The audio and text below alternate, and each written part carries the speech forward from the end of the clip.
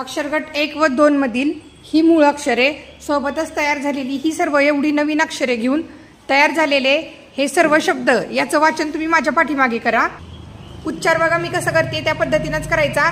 बी bill, की काकी, बाकी, ली लाली, आली, मिली, काली, बाली, री रीघ, रीम, रील,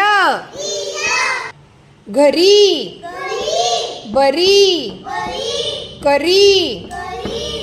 घरी हे सर्व शब्द वाचनाचा लेखनाचा सोबतच हे सर्व अक्षर वाचन व लेखनाचा सराव करा।